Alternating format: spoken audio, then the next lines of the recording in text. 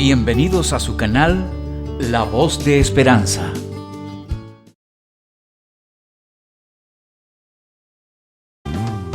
Bienvenidos a nuestro segmento. ¿Sabías que? Nuestro propósito es proveerles datos históricos bíblicos que le ayudarán a crecer en el conocimiento de la palabra de Dios.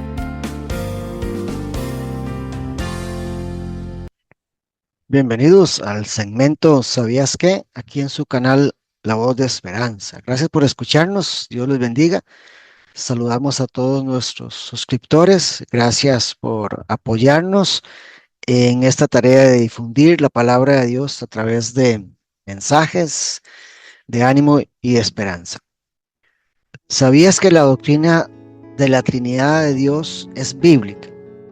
Este es el tema que les voy a compartir en esta oportunidad. La Trinidad es uno de los fundamentos de nuestra fe cristiana y es lo que nos diferencia de otras religiones falsas y de otras doctrinas que enseñan falsos maestros. Por lo tanto, conocer lo básico de esta enseñanza es fundamental para presentar defensa de nuestra fe cuando eso sea necesario. Y es que la Trinidad no siempre es fácil entenderla, ni explicarla en pocas palabras. Sin embargo, es obligatorio para todo creyente conocerla y creerla. Y lo primero que debo decir al respecto es que la palabra Trinidad de forma literal no aparece en ningún manuscrito antiguo ni posterior de las Sagradas Escrituras.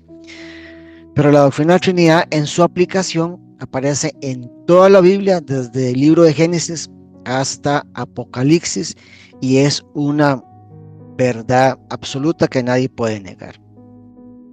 La existencia de un Dios único y verdadero, manifestado en tres personas, es la base de esta doctrina. Es decir, que Dios es el Padre, es creador de todo, el Hijo Jesucristo es Dios, aun cuando se encarnó y fungió como Salvador del mundo, y que el Consolador, el Espíritu Santo, también es Dios.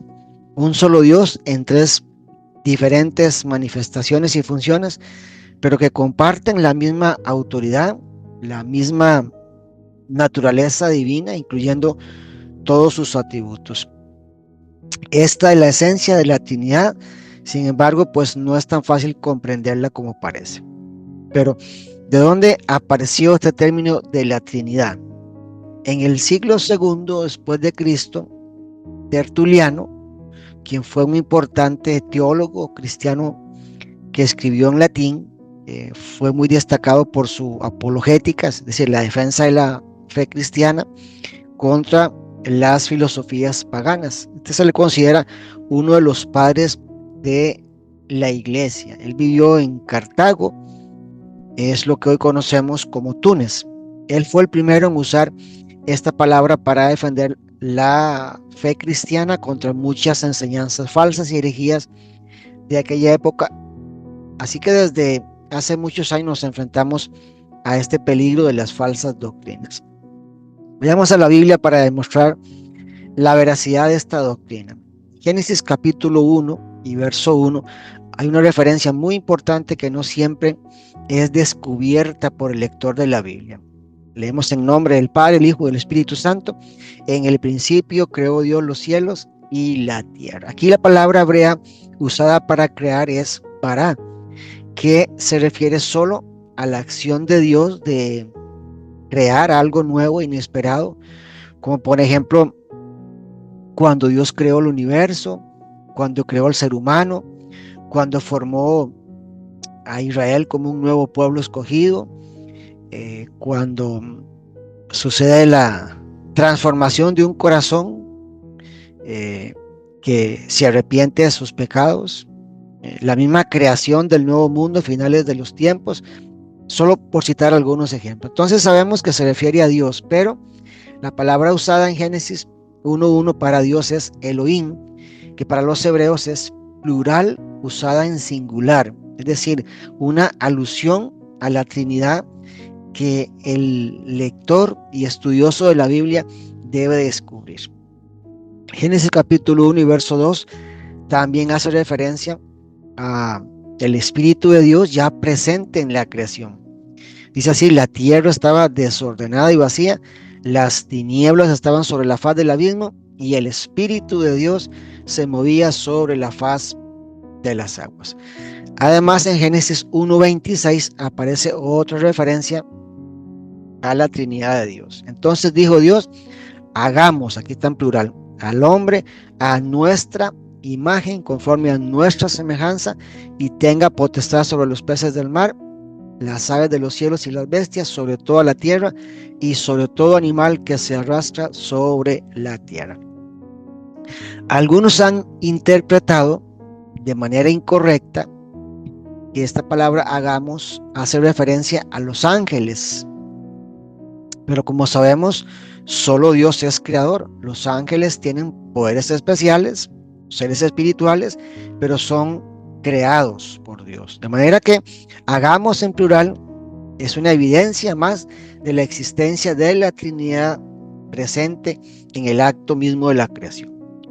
Seguimos con Génesis, en el capítulo 3 y verso 22, que nos dice así: luego dijo Jehová Dios: el hombre ha venido a ser como uno de nosotros, conocedor del bien y el mal. Ahora pues, que no alargue su mano, tome también del árbol de la vida, coma y viva para siempre. Como uno de nosotros es una frase que hace referencia a la Trinidad de Dios, Padre, Hijo y Espíritu Santo.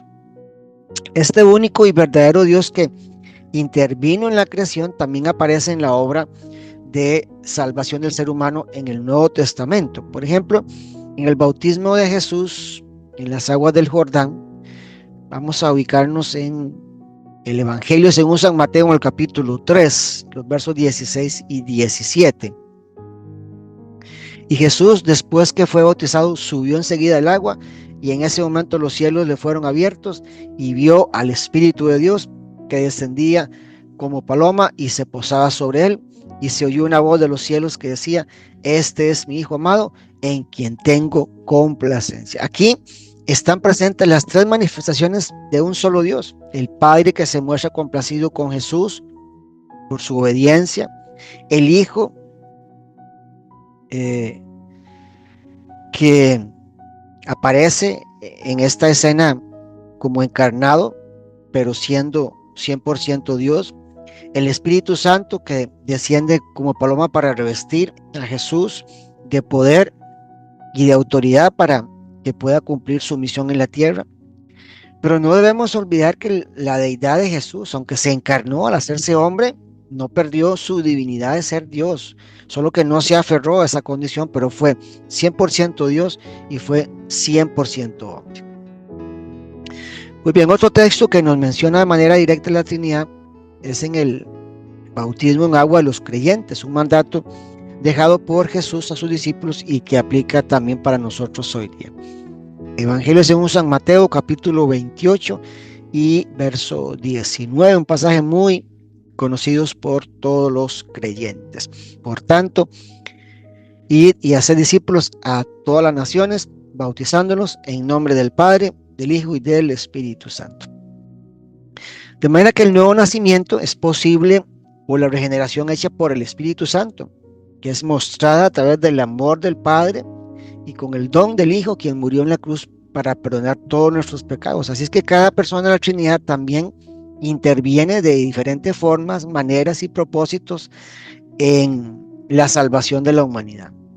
De manera que el creyente que ha experimentado un nuevo nacimiento espiritual puede ahora disfrutar de una comunión cercana y estrecha con Dios, es decir, con el Padre, con el Hijo y el Espíritu Santo, un solo Dios morando en el creyente, pero ejerciendo diferentes roles o funciones.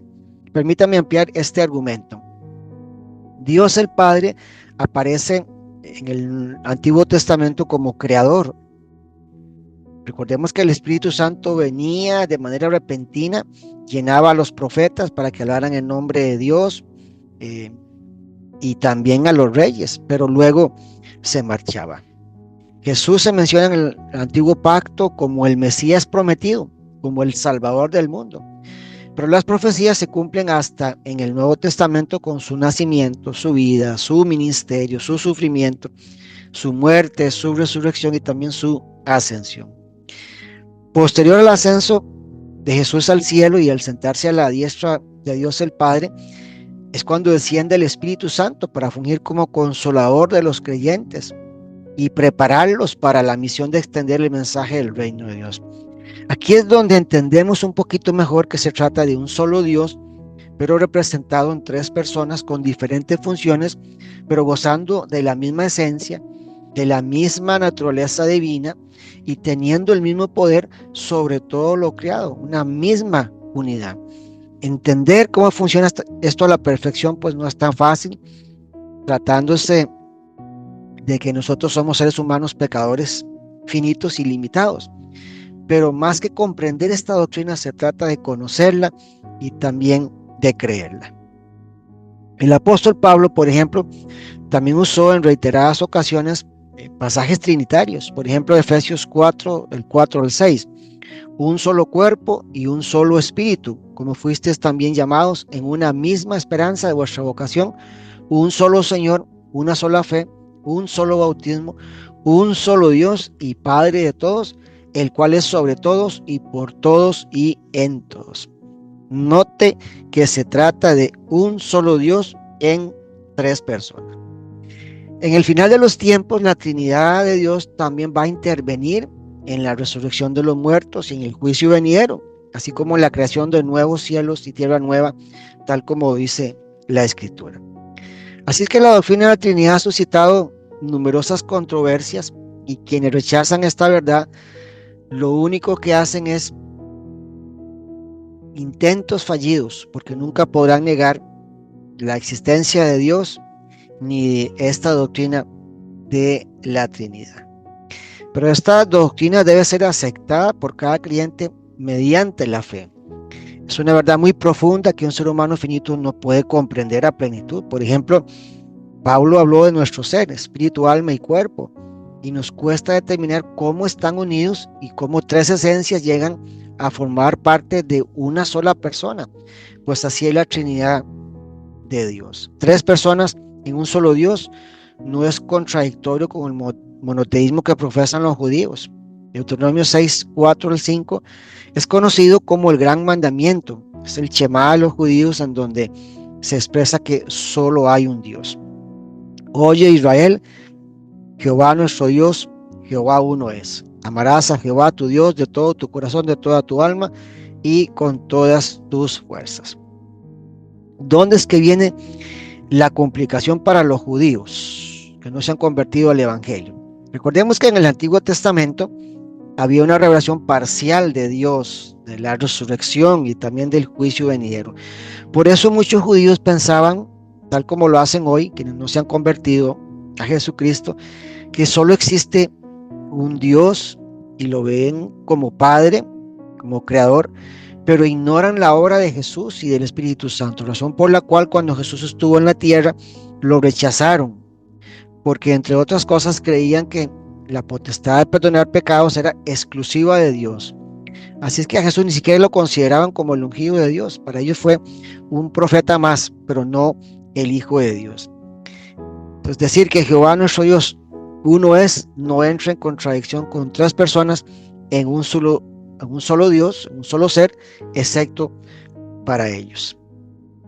Y para finalizar esta breve explicación, debemos preguntarnos por qué es tan importante conocer y creer la doctrina de la Trinidad en la Biblia. La Trinidad es todo un misterio, pero no es una contradicción. Tres consideraciones importantes sobre este tema que todo creyente debe conocer. Número uno es que la doctrina de la Trinidad nos ayuda a entender la independencia y autosuficiencia de Dios.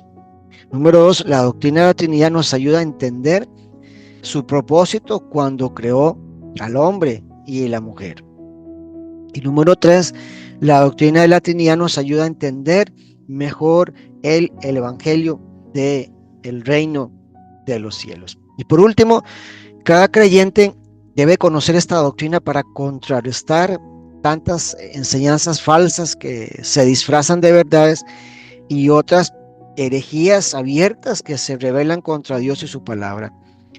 Ya saben ustedes, amados hermanos, que en muchas religiones e incluso algunas iglesias falsas, llamadas cristianas, rechazan que Jesús y que el Espíritu Santo sea Dios mismo y la convierten en una herejía.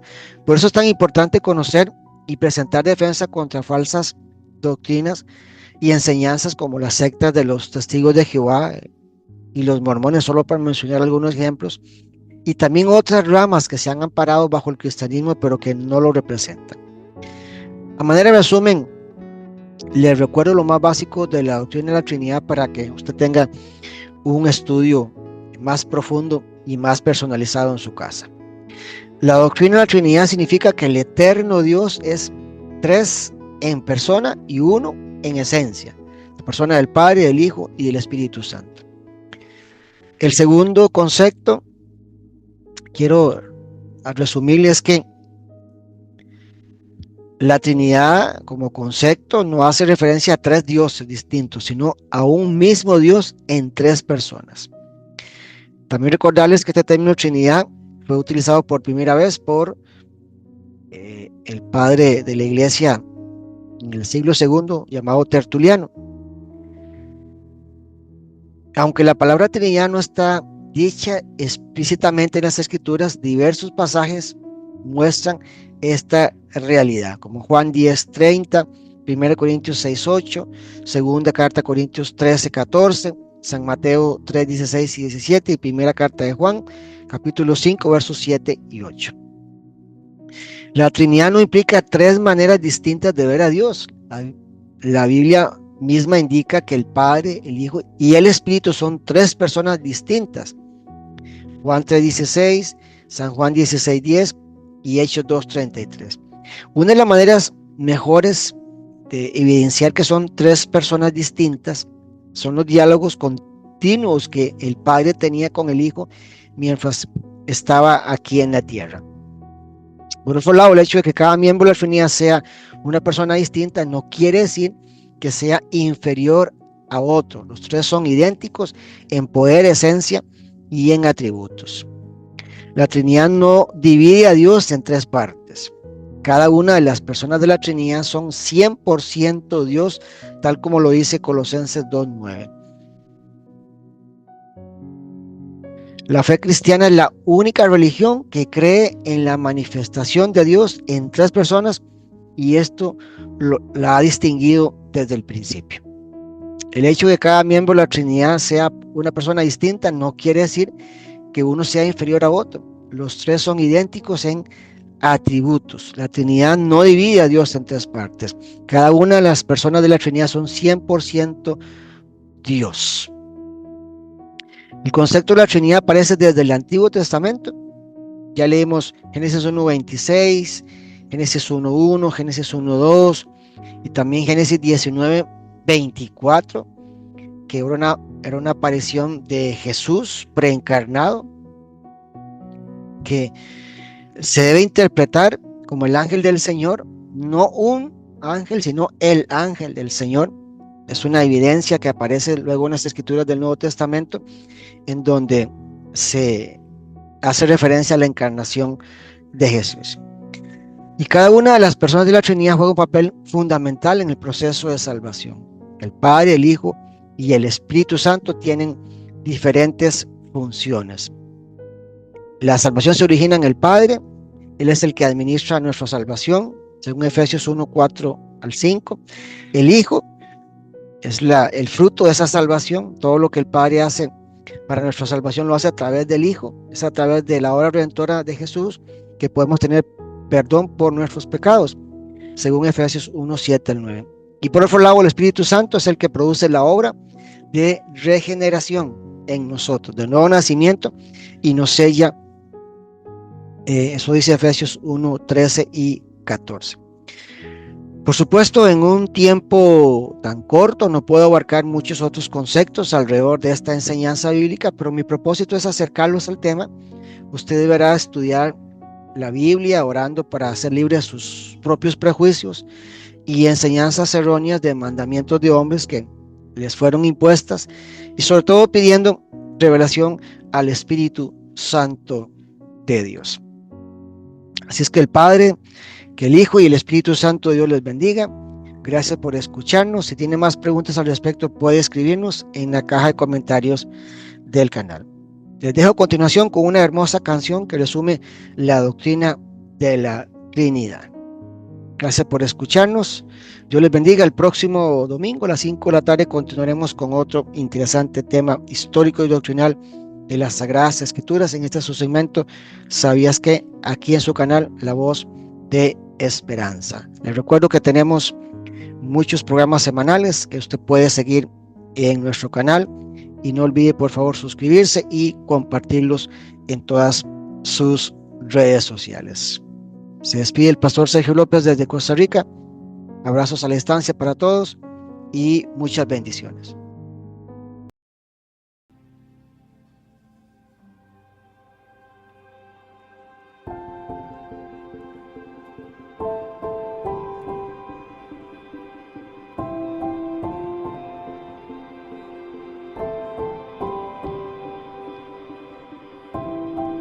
Mi Dios y Padre eterno, autor de la creación, poderoso. Tu espíritu intervino, el verbo se encarnó. Cristo, tú salvas. Cristo.